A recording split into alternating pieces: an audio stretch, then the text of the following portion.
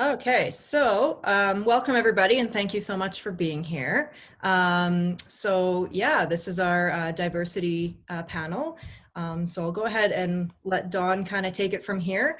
For everyone who's attending that's not a part of the panel, if you want to just keep your mute button on, and then when Dawn's ready to have any questions and answers and things like that, you can go ahead and remove yourself off of mute. So thank you guys for being here, and for our panel, and Dawn for being a part of this. And Dawn, go ahead and get started. Okay, thank you.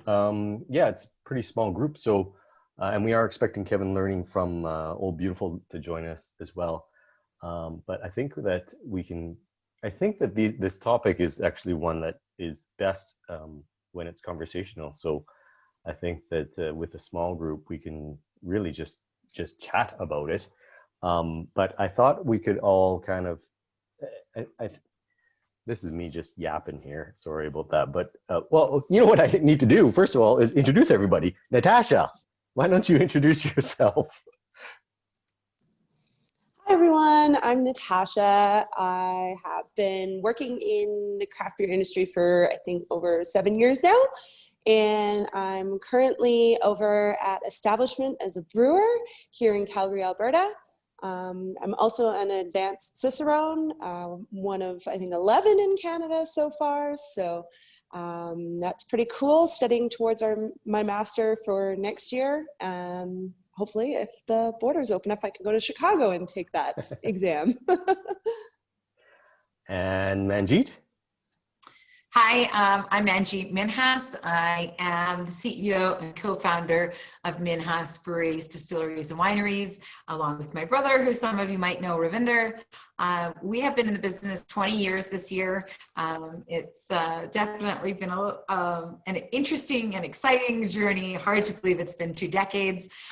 Born and raised Calgarian, still live in Calgary. That's where I'm coming from today. And in Calgary, we have a brewery and a distillery in Northeast Calgary, amongst others across the country. But I'm happy to be here today. Also a board member on the Alberta Brewers Association. So, you know, and maybe I'm naive, but my theory is that there are a lot of the problems with diversity and in the industry is not necessarily out of, you know, people being evil, but people being ignorant. And so I thought maybe I would ask Natasha and Manjeet to maybe share an anecdote of something where, you know, it's not necessarily overt sexism or racism or whatever, because everybody knows what that looks like, but maybe something that's a little bit more, oh, I never would have thought of that. That's really, geez, I need to be more careful, or I need to be more open. And I see Kevin's joined us, but I'll ask for that anecdote first, and then I'll ask Kevin to introduce himself.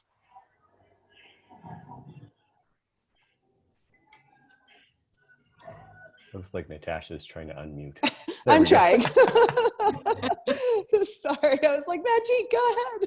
Oh, go ahead.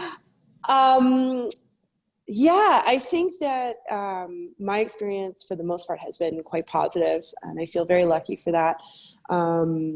But I think probably the most common examples that I get is being on the production side.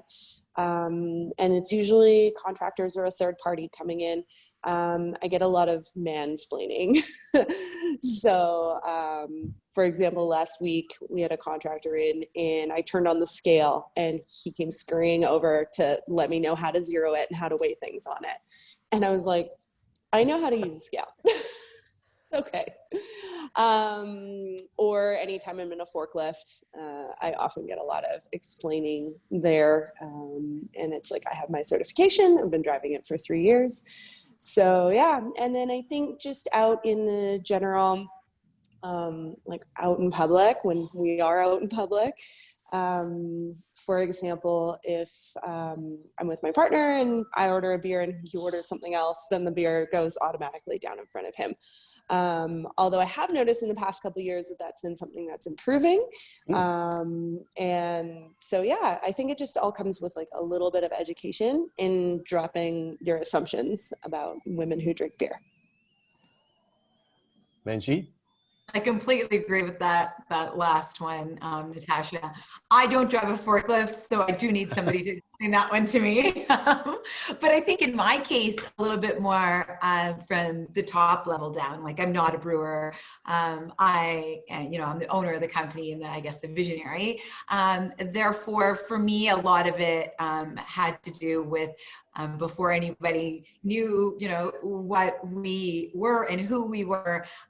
Before I got on TV, people assumed that I was just the merchandiser or the beer girl pouring the beer in the meetings and kind of leaving, not the one presenting, not the one that had all research, the one that was selling, the one that was actually going to, make the deals as far as the handshakes and all of that stuff goes. So I think a lot of it, being young, being female, being Indian, very untypical of what was in the industry 20 years ago, never mind, for the most part today. And so I think just a lot of what people expected to see rather than what was sitting in front of them, which was me. And I think that, just a fair bit of just expectations versus what was in front of them. So that took definitely a lot of time in order to build that respect that I knew what I was talking about and that we could follow through, and all the other things that make a good beer business and a manufacturing business for that matter. But just not what people were used to seeing. And I think that expanding their reach as far as who and what selling to them is important in the diversity conversation. Awesome. Thank you, Kevin. Kevin, you didn't get to introduce yourself, so why don't you introduce yourself? And then if you have an anecdote or something to share as well, that would be great.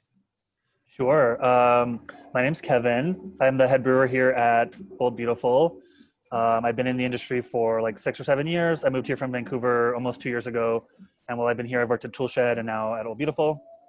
So that's kind of my story. I mostly did QC before getting into brewing. So I did like 4 or 5 years of QC at Central City in Vancouver, and then transitioned onto the brewing side over at Toolshed and now here as well. So that's my background. Hi, everybody.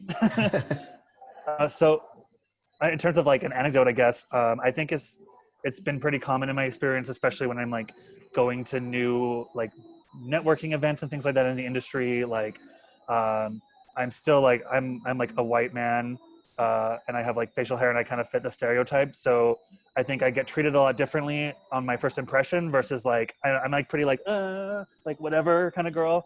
So like when people like get to know me a little bit more, I could see the way that they treat me like shifts a little bit in terms of like, they expect a certain kind of, I think that people expect me to be more competent when they don't realize that I'm like a raging homo. And that was a lot more common in Vancouver. I haven't really experienced as much here, which is surprising and very counterintuitive. Interesting. But that's kind of my, like, I don't have like I think a good example is when I worked at Central City, I was like very like nervous to start working in production at a brewery. And I also worked in Surrey there. So I kind of toned myself down a lot because I was really nervous, and it took me like a year or two to really open up. But then like starting at a new brewery after that, and I just like started right off the top, they're like, immediately I was underestimated by everybody and I kind of like got less opportunities to do things. So that's kind of my experience. Okay. So what would you say, obviously even in Alberta recently, we've had some issues or missteps with naming of beers or whatever. What do you say to people who think that this isn't an important issue, or that, we can't have fun anymore, or it's just a joke and people need to lighten up? How do you respond to that?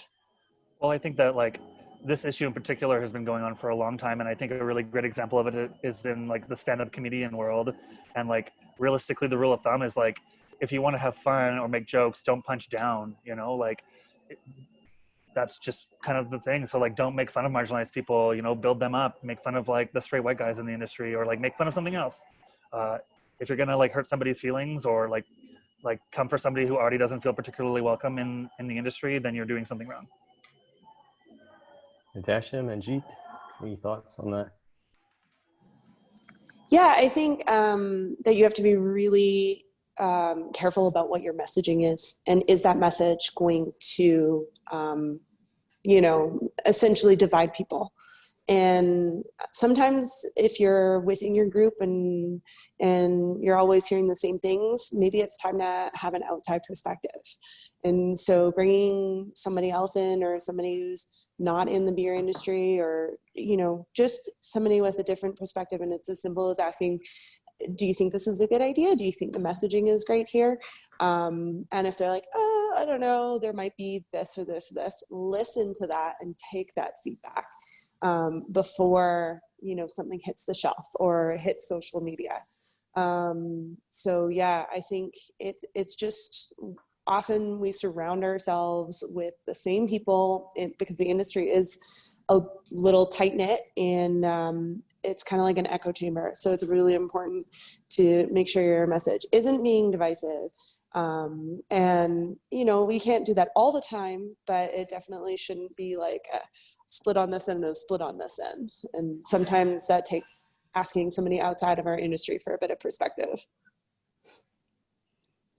Manjeet, I think it's important that we're not impulsive as an industry, and especially our marketing departments that are coming up with these names. I think that many organizations sometimes and breweries try to get onto a fad, or if there's something in the news media, they try to jump on it in order to get some media coverage or some notoriety, but they don't take a beat to use some common sense, or to get, I agree, that third party outside look at things to see, because sometimes when you're definitely too close to something, you can't see all its nuances and or some mistakes.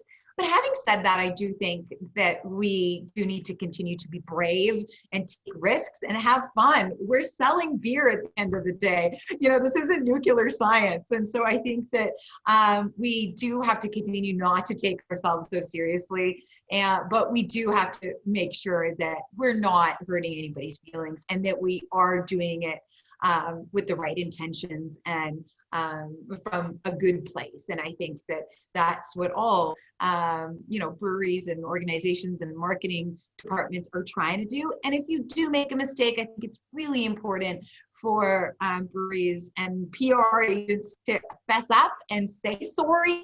Don't try to make excuses. I think it's really important to say sorry, we made a mistake, and move on, and learn from it. Because hey, none of us are perfect, and we all do take risks. And some of them pan out, just like styles of beers. Some don't work, but some are brilliant. And if we lose that risk-taking ability as breweries, I think we will lose a lot more than we will gain. So I think that it's important for us not to be scared to take those risks, and to be brave sometimes with names and styles and all that sort. so are there any Alberta breweries that actually have like a diversity panel that run their names by what practical things can here we are talking about a diversity panel, and I'm going to prop a stereotype of breweries owned by bearded white guys. So if you're a bearded white guy and you own a brewery and all your friends are bearded white guys, how do you run your beer names by a group of people to have it vetted, if I can use that word? Well, I would say, first of all, if your brewery is entirely owned and operated by bearded white guys, you probably shouldn't be using any sort of cultural, significant names or things like that come from other cultures, because you really don't have any right to that. And that's just asking for trouble.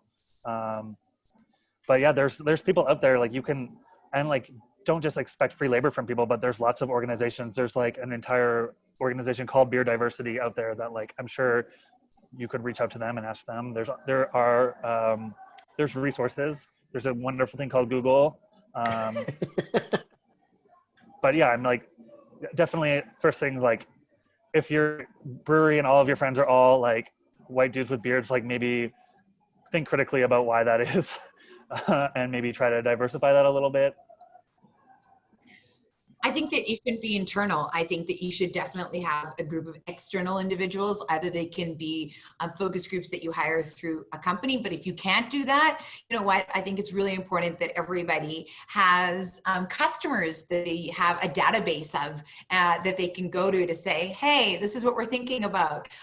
What do you think? And lots of organizations, breweries and distilleries especially, have a couple hundred people, and they pick, you know what, like 50 to 75 people for everything that they're thinking of, and you just send it out and say, what do you think? And some people will give you more feedback, some less, but I think it is important to have a group of individuals that you're changing up, different age range, men, women, different geographical groups within a city, a province, depending on where you're selling it from.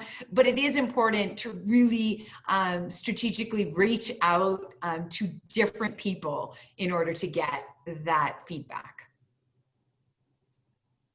Natasha? I definitely agree with both Manjeet and Kevin. I think they had great points there. I think one of the things that can sometimes happen is, oh, well, our marketing person is a female, and they didn't see a problem with it, or something along those lines. And so, yeah, reaching out externally, having that kind of network. We all have that network that we can hopefully harness. And yeah, like Kevin said, Google's a really good resource and can probably save you, you know, a lot of you know, problems down the road with a 30-second search. Yeah, and I actually really liked what Manjeet said, that, you know, you could have a database of 50, 100, 200 people. It's not good enough to run it by, you know, your one female friend who thought it was funny or whatever. So okay, we've kind of talked about how not to offend. What can we as an industry and each of us in, you know, working in a brewery do to actively promote inclusive spaces and you know, I mean, it's not to be all cynical, but it's a business decision too. I mean, if you can have more customers, that's a good thing, right? So what can we as an industry and each of you working in a brewery do to make this a better place for everybody? I think that I have an opinion that might be a little bit twofold, but first and foremost, when we're talking about our tap rooms, that's often your first touch point with your customers. And so what I'm seeing a lot of companies who are, you know, dedicating themselves to try and increase the diversity, not only in their staff, but also in their customer base, is very simple things like having the pride flag on the door, or having a statement on the door. This is an inclusive space. If you're not going to behave accordingly, you won't be welcome here. And just really, you know, putting it out there that, you know, this is a space that we're intending to create. And then also it makes you accountable to doing that, and stating it on your social media platforms or your websites. So I've started to see a little bit more of that. And I think that's really important, as long as you make sure that you're following through, of course. And then in terms of making, like you said, the brewery, for example, on the staff side, I can say as a hiring manager, I had a really hard time. I went through hiring 2 people. And so you see all those resumes, and the resumes that are coming in, especially on the production side, still tend to fit that white, you know, cis het man. And whether they have lots of experience, or you're looking, you know, sometimes people are really passionate and they're trying to look for an entry-level job, I'm still seeing a lot of the white male. So then the question becomes, okay, well, you know, I'm dedicated to hiring the right person, and I want to increase diversity in my applicant pool. How do we do that? And I think that's the next question. You know, we want to hire a more diverse workforce, but where are the applicants? And yeah, and Garrett Oliver is trying to do something in the States. Maybe Yes. we need to do something in Canada. Manjeet or Kevin, thoughts?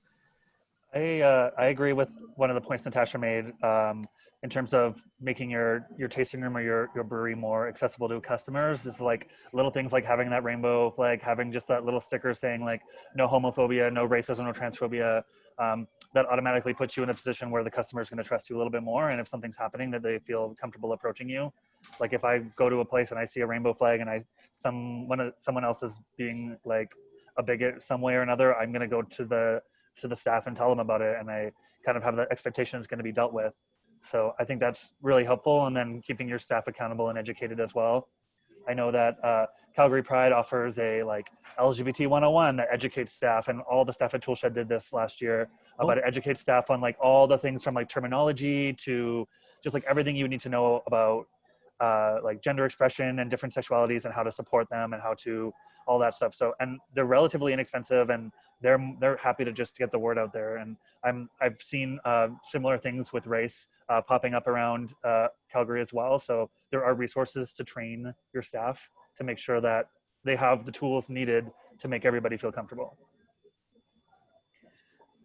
I'm a big believer in what gets measured gets done. And I really do think that not only HR departments, but leadership in general in an organization really has to be on board with diversity. And like Dawn said, we are running businesses. And I think the best argument for having a diverse work group is that it's really good for the bottom line. And you can see study after study after study will prove that if you have a diverse group of individuals working around the table in the brewery, it doesn't matter in which part of the business, you will be more successful and it will help the bottom line. And so I think that that's, the start and the end of the argument is that it is good for business, but of course, it is not only good for culture and for, a work environment for everybody involved, but it just makes common sense. And I think that we all have to use that a little bit more than not. I agree. Awesome. Excellent. Thank you. What would you say to somebody who, I know, for example, I have myself been in a tap room or been in a bar and I've witnessed something, and just as a bystander patron, what would you say I should do? Should I try and intervene? Should I talk to the taproom manager? Or like on the one hand, I feel like I should mind my own business, but on the other hand, if I think it's wrong, I feel like I should maybe do something about it. Any advice there? Yeah, I mean, I would say, obviously, depending on the situation, don't endanger your own safety by any means, but it is really, really powerful to intervene if you can, or to speak to somebody who will help. A lot of times the people who are the most marginalized and the ones who are struggling the most with this don't have the confidence or the means to deal with it themselves. And so having a bystander step in is a huge help. Natasha? Yeah, I think that's a little bit of a tough one because I think everyone has different comfort levels with what they might be comfortable intervening in or assisting with. But I think just going to the staff in that situation is probably the safest. And yeah, just make sure you're not endangering yourself, or if that person, it seems like they are going to be in danger right away, then escalate it up, get somebody involved, get the staff involved, get a manager involved. It's a tough one. Manjeet, further thoughts? I think that we all have to speak up, but I do think that each individual situation is different. We do have to think of our own personal security. And also, let's face it, sometimes it's tricky when there's alcohol involved. You don't want it to get physical and you don't want it to escalate. But I think that we all have to stand up for each other, and we have to do that in a way that is appropriate and respectful still. Yeah. So, you know, that was all my like kind of prepared questions in terms of discussion points. But of course, we do have, you know, everybody who's joined us here. It is a relatively small group. So I think that we can open it up to any kind of discussion from the group. I see most people are muted, but feel free to unmute and ask a question, add 2 cents. If there are resources that you want to share that maybe some of us don't know about, happy to hear about them. Sky's the limit. Hi, can you hear me? Yes. Awesome. When it comes to branding and a business, there's still, and even in Calgary and outskirts, there's still some sexism. There's still some sort of inappropriate things that are going on in some of the local businesses that we all love to support.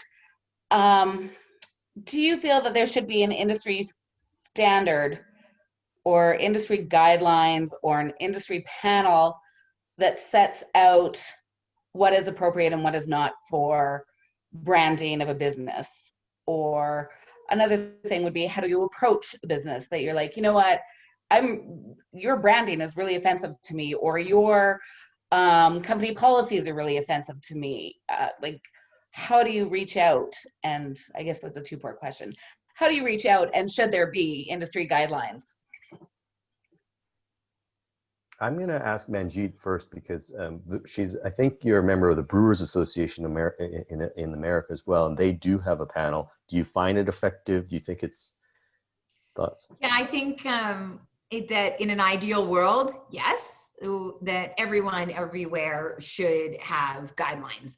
But in practicality, it's really, really hard, if not impossible, to enforce, because there is a lot of ambiguity in the not only writing of the policy, but in the interpretation of, you know, marketing and a variety of different things of how everybody sees it is based on their own assumptions, their own experience, their own background.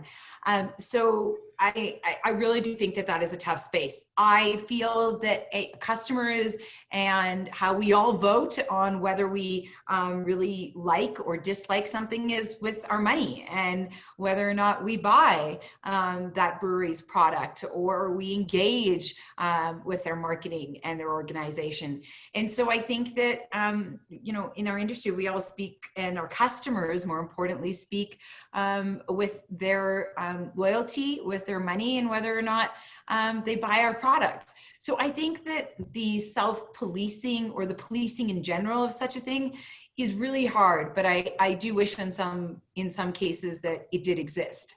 But I do know, but practically it's hard. Thank you, Manjeet. Natasha, Thanks. Kevin? Oh, Kevin? Yeah, I would say, like Manjeet said, like it would be ideal theoretically to have these guidelines that everybody follows, but it's impossible to enforce it. I think having something more like loose, like a set of guidelines or a set, like a template that is a series of questions that you can just browse through and be like, just basically keeping it safe. So like there's a lot of gray zones, and some people like to like be a little edgier with their marketing, and so maybe that'd be super useful to them to kind of just preemptively avoid anything that's going to be problematic. Even something like question A, does this have to do with a pop culture reference? If yes, subpart being, is this like a person of color? Like subpart, like, do you have a right to be using this person of color's like slang or something like that, you know, just like a set of guidelines that's going to help. Did you search Google? Exactly. Have you tried Googling this word? Natasha? I think I'll focus more on like part two of your question, which was like, how do you manage it? How can it be called out? And I think that I haven't been shy in the past about calling out breweries on social media. I've been told that I should, if I see it, I should call these people personally myself. And my opinion is, if you've put it out on social media, it's out for people to comment on. And so it depends on how comfortable you are, again, with that comfort level. But I I want to see things change, and we are, you know, as an industry, we're growing and evolving. And so we are going to trip up sometimes. But I have, you know, seen a few things, and I'm not afraid to call it out anymore. And I'm going to call it out because I want us to change more rapidly. It's time. Thanks, Natasha, and thank you for the question, Rachel. Anybody else?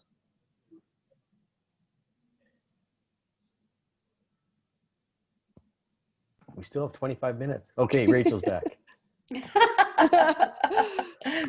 I have so many questions. Please. I'll even put my video on. Oh, I don't know. I'm just trying to think of how to properly form them. So in Canada, I know that Natasha and Laura, the Pink Boots, and that you guys are really working towards developing a Canadian chapter of the Pink Boots. One of the things that I'm personally looking at starting and I'm working at developing is a podcast called Beer and Teacups, and it's diverse conversations about beer, kind of where Mark has stepped away from just having those beer conversations. We're going to do that. I was just wondering if you knew. I know that you're going to be on a podcast Friday, Natasha, or from with somebody in East Vancouver. Are there any other resources, Canadian resources out there? Are there podcasts about diversity in beer that I should be looking at or trying to find somewhere specifically for Canada?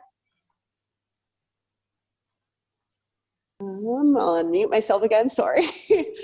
I'm actually not super well versed in the world of podcasts, but I get asked to do them a lot. Yes. And I think one of the things, just from the point of view of somebody who has been interviewed for a lot of podcasts and written articles and TV and stuff, please stop asking me what it's like to be a female in a male-dominated industry. Frankly, I kind of find that question a little bit sexist, and you could be asking me about so many other interesting things that I'm doing in the industry. What's my philosophy on brewing? You know, where do you think the industry is going? Gets asked a lot. You know, I just think that if we're always focusing on what's it like to be a female, the next time you're going to get a really honest answer. I'm not going to sugarcoat it. And it's like, that shouldn't be the conversation that we should be focusing on. We should just be focusing on, this is a brewer in the industry, and what does she love about it? And what is she doing in this industry to push it forward? So yeah, I don't have a ton of resources for you, but I would love to see that question just get completely cut. Okay, thank you. I have 2 points to that. So I'm going to also, I guess, be like Natasha and just flex on how popular I am. There's a website called diversityinbrewing.com, and they've just recently started, and they have a podcast series and a bunch of blog articles and resources. They have an Instagram account.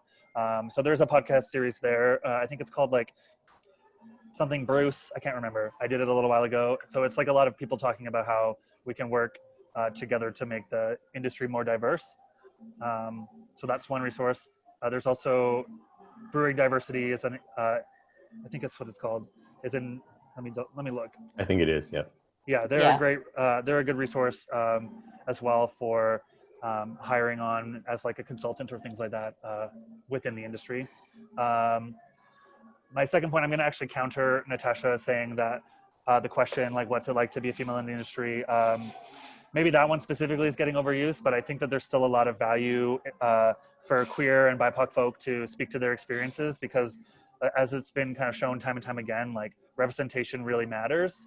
And so speaking to your experiences, saying your pros and cons and how things have changed, I think is really valuable for people from minority groups who want to be in the industry to know, like, oh, there's other people here, like, just seeing themselves represented. I think that's really valuable to do. Don't make that the only part of the conversation, obviously, because we're all super talented individuals who have lots more to offer than just being women or queer or whatever. But representation is important. Or maybe, I guess, ask or maybe outline what you want to talk about, and if your guest doesn't want to talk about it, you can determine that beforehand or whatever. But yeah. Okay. Thanks. Manjeet, further thoughts or? I don't need to put you on the spot. No. Okay. So Brett, welcome. We answered a bunch of questions, but we also just kind of opened it up to conversation. As you can see, it's a pretty small group. So if you have any thoughts, questions, comments about diversity and inclusion. No, I think at this point we're just actually working on this with our company now. So this is fortunate for me to be able to get this input and insight. So and I apologize for being late. It's COVID excuse. My wife's not feeling well, so I had to go pick up the kids from school. So it's my excuse today. So no, I don't think need you're to the have only this cis white male on this call, though, Brett. So okay. and at least on my Zoom, you're in the middle, so we have you surrounded. Oh dear. Oh, how the tables have turned. Well, thanks for hosting this, Don. I appreciate it. Well, does anybody have any other questions or thoughts? I do want to say that Danielle and Blair, I think I heard Kevin volunteer to write out a flow chart on name approvals as you were saying. You know, you were going through. I think you're halfway done, so I think that could be a good ASBA resource. Oh yeah, I mean, I would definitely be down to help work on that. I mean, obviously I'm still white and cisgender, so I don't occupy all the boxes, but I'm happy to put people together and make something happen. All right, last chance. If anybody has any other questions, thoughts, comments. I'm here. Oh, Erica. Yeah, I thank you for setting this up. Sorry, I was late. I actually just checked my email and saw that this was happening right now. So thanks everyone for contributing. Recently at Annex, we actually hired Ren from Beer Diversity, and we participated with Establishment Cabin, Born, Colorado, and put a little workshop together for us to kind of start challenging our biases in our own businesses. And so I'd highly recommend for breweries to check out Beer Diversity as well. So found it was super helpful for us, and we've been working actively on kind of working towards more diverse kind of consumer base, but also internally looking at who we're hiring and our values internally, so that we can start making better business decisions based on those values. So yeah, I would check out their resources, and she does Zoom workshops as well. So yeah. Excellent. Thank you, Erica. Actually, on that, I think that's great. If anybody else has some success stories, even as simple as, you know, as Kevin says, putting a rainbow flag on your window or door or whatever, anything else that anybody has done, a policy implemented or a resource or a conference or whatever, if go ahead and share it, because I think that's great. Kevin. I have one that's really, really easy to do a lot of times. It's just taking away gendered washroom signs, especially if they're single stall washrooms to begin with. There's a lot of people that don't fit on the gender binary, and when they go to places and see that, even when it's like totally unnecessary, they're automatically, you're just like making them feel kind of uncomfortable. So most of the breweries I've worked at, we've implemented that, and it's really easy because it's just a matter of switching the sign. It makes a huge difference. So that's one thing that can help a lot for including people in your tasting room. Has there ever been any discussion about putting treaty recognition either somewhere on your cans or in your buildings? I see a lot for the, you know, the BIPOC, but for Canada, I know that the Indigenous culture, it's really, you know, the hops is growing on Indigenous land, the wheat the barley is growing on Indigenous land, the water, you know, has there ever been discussion about recognition of that from any of the breweries, whether it be on the cans, the labeling, statements on the breweries or whatnot? We have a land recognition on our website at NX. That was kind of important for us to recognize. If we're recognizing that we are using Alberta water and barley, we decided that it was important to recognize that we should be acknowledging the land that we're brewing on as well. So that's in our About Us page. But we haven't done that on cans, but I think that's a great idea to recognize the Treaty 7 on cans. Yeah. One of the things that I had talked about doing was developing a initiative, an Indigenous scholarship for the breweries, but amongst talks from a few other people, I was sort of directed to stay in my lane with that and not kind of dive too far in that direction. So hence the diversity podcast. But one of the discussions that I had while I was coming up with the idea and formulating that was, and I think it goes back to Natasha's point about where do you find the applicants? Do you have any ideas on how we could incorporate and get more people excited from different backgrounds into this industry and introduce them to the craft beer world? Is there any inspiration or any ideas that you might have that we could to get those applicants in so that they could be excited as well as about craft beer? So there are some, I know in Vancouver, Kwantlen has a BIPOC scholarship for BIPOC students in the program. And I've heard, don't quote me on this, but I've heard whispers of one happening at Olds as well. I don't know the details. So things like that, just like start from the very basics, like having a scholarship like that means you're gonna have more people in the program, and then those people have the experience to get the jobs. And I think that's really helpful.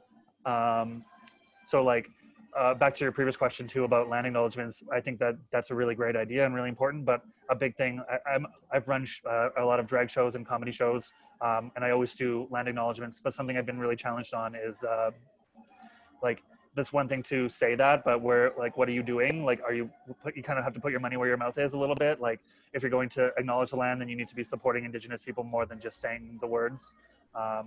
So I think like working on that BIPOC scholarship and donating money is a great starting space to like building the diversity and kind of, like I said, putting your money where your mouth is. And for me, I think that, so I'm really heavily involved in Pink Boots. And Rachel, as you mentioned, there's a Pink Boots Canada chapter that's in progress right now in terms of actually incorporating as a not-for-profit here in Canada. So that's really exciting. And I encourage anybody who earns 25% of their income, and it's for all fermentation industries now. So cideries, meaderies, distilleries, wineries. If you're in the fermentation beverage industry, you can have a membership. And I will say that membership dues went down to $20 a year, so that's exciting. Another thing that I'm very passionate about is education, and so I try to give back as much as possible as a mentor. And right now I'm involved in an initiative that came out of the US, Eugenia Brown, or on Instagram, she's Black Beer Chick. And she's doing the Road to 100, which was giving the opportunity for 100 BIPOC women to get first level Cicerone certified. And she just launched her level 2 certification scholarships as well. And it's really exciting being a part of those mentorship. There's 20 of us women who are mentors, mentoring these 100 women. Every week we have Zoom calls like this. And so, yeah, that's definitely a way that I'm trying to give back and ensure that at least women or women identifying people, if that's the right terminology, still learning, feel comfortable coming into the industry, and I try and be a resource that way. That's awesome. Love it. Natasha, is that open for all women in industry? For which? The Road to 100 or Pink Boots? The Road to 100. Road to 100, it is BIPOC identifying people. So Black, Indigenous, and people of color. Okay. Women, and women identifying. Yes. There's actually there's one Calgary person who won the scholarship, and there's 2 out in Toronto. So even though a lot of the women are from the US, she made it open to international women as well. So that was amazing. Does anybody know Garrett Oliver's initiative? Is it purely an American initiative? I think at this time it is. Okay. But I do know him, so I'll reach out to him and see if there's anything we can maybe do in Canada to either take a piece of that pie or grow our own pie using some of his resources and connections. So, Don, can you just give us a little bit of an outline on what that is? Or, I mean, I can use the Google as well. The long and the short of it is he started, I think it's being called the Michael Jackson after the writer. And so it's to provide scholarships for people of color specifically, both for brewing and distillation sciences. He mentioned in a couple of podcasts recently, it's kind of amazing to me that it has taken this long, but in all of his years of being the brewmaster of Brooklyn Brewing, somebody can correct me if I'm misquoting him, but I believe he said he has not received a single application for a production job from a person of color. And that brewery's got to be, he's been brewmaster of that brewery for at least 20, maybe 30 years. So, yeah, it's pretty shocking. I was really shocked when last time I went to Saskatoon, it seemed a lot more diverse than Calgary when I was going around and touring the breweries. Like there was just so much more diversity in every single tap room. And I was kind of wondering why. And I don't think that was because of definitely on the customer side. Way more on the customer side than I've ever seen in Calgary. And it was wonderful to see from that end. And I was just wondering if it's like, do you think that that's, I don't think that there's any sort of difference as far as demographics really, but you know, for Saskatoon, but like, do you think it's a Calgary problem using? For me, I was shocked to see Saskatoon. Is this a Calgary problem? Is this an ongoing problem? Is there something that we can do in Calgary to change it? Yeah, I think that's a very good question. You did break up a little bit in the middle there, Rachel, but I think you heard most of it. But yeah, I mean, I guess that's the whole point of this panel is what can we do? Yeah. And what, like, and the fact that you saw that greater diversity means this is not an insurmountable problem. No. So, I think as well, we as part of like our own internal biases as well, we need to be careful where we're comparing like a city to a city or an industry to the industry, because if you're seeing more diverse, which is amazing, in let's say Saskatoon, what is the demographic of the people in that city and how does it differ from the demographic that we have here in Calgary? And if they're like the exact same, and then we can say, okay, yes, that is a really interesting thing. How do we make sure that and we should always be thinking about increasing the diversity of the demographic in our tap rooms and with our staff. And so I think it's a little bit of like, that was great to anecdotally see, but we need to make sure that we're also not just implicitly putting bias on, is there a problem in Calgary? Like, yeah. Right? Like our demographic of the city, right? Might be very different. But that being said, if your tap room is a place where there is diversity and you see that, then we tend to have great relationships with our customers, and often our customers become our employees. And so I think that's a really wonderful way to make sure those tap rooms are diverse in their customer base. And then perhaps we will get some more applicants that have some diversity as well. I don't know. One way of going about it. Yeah, I would definitely agree with Natasha on that. It's avoid kind of making assumptions like that. I mean, like I said, I moved here from Vancouver 2 years ago, and so many people were like, oh, Calgary is like a lot more redneck. You're going to have like a way harder time in the industry. but then moving here, I found it much more accepting, much more respectful, in like many ways. So maybe other people would be discouraged from moving to Calgary just based on that stereotype that, from as far as I can tell, it's just based on the fact that Alberta's kind of a redneck place. Yeah. Yeah, excellent. Something else Cool. I wanted to Thanks. touch on as well, kind of reaching back a little bit, but when Natasha was talking about Pink Boots and the BIPOC scholarship, something that's really helpful for employers to help support the diversity in their workplace. It's just like kind of pinpointing the diversity you already have in your company and giving them the support to really thrive. And so if you have women that work there within your brewery, like encourage them to participate in Pink Boots events and maybe pay their membership for them so they can go to the events, you know. And if you have BIPOC women, like send them that scholarship and help them apply for it. Last year I ran a big event at Toolshed that we called the Queer Lab, that was LGBT identifying individuals in the industry all getting together for a big collab brew. That was like a great networking event, and we all got to kind of like share and like build our experiences together. So when you hear about things like that, you know, give your staff like the paid half day to like come and participate. Just make it easier for people to access the resources that are already out there. Excellent. Thank you, Kevin. Anybody else? I think this is great. I learned a lot. I learned a lot that we still have a lot to do too.